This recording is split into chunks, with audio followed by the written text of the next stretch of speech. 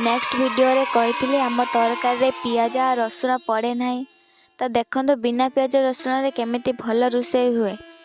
तेल रे फुटण अदा जीरा बटा मसला आउ टमाटो को दे कसी पानी देबे। तापरे मसला रो तेल बाहरिला परे धनिया पाउडर पके आउ टिके भलरे कसिबे।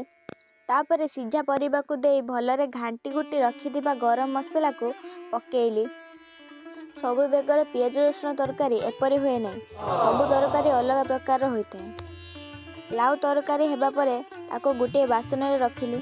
तापरे सेई करेई को तेल पकाई सोयाबीन लूण हलदी पकई भाजिली।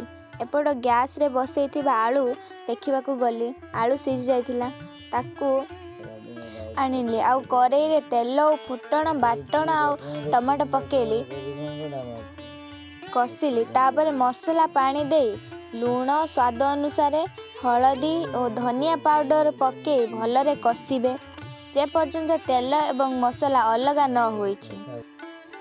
तापरे आलू सोयाबीन पके कसिली। भलरे कसी सारिबा परे मसला पानी को दे तापरे थाली घोड़े देले आउ टिके भलरे चुली जळैली।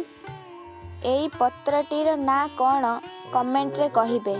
ए पत्र को तरकारी पकई पानी देली। एपटरे जेउ माने आमर काम को आसीथिले से माने खाइबा पई आसी गलेनी।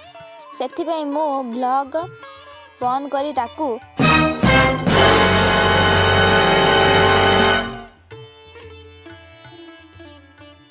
खाइबा पई देली। देखंतु सेपटे से माने खाई सारी गलेनी।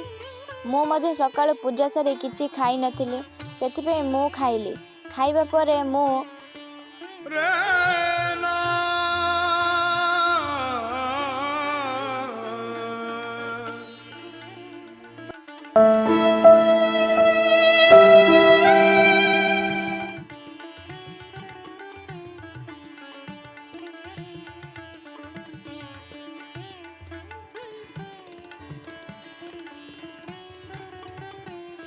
लेकिन ये साला कर क्या रहा है यहाँ पे?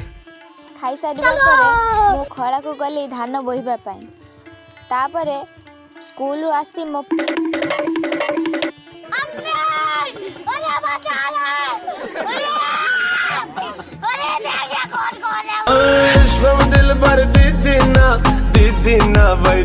स्कूल रु आसी मो पुत्र एवं झियारी आसी सबु धान जल्दी सरी देले।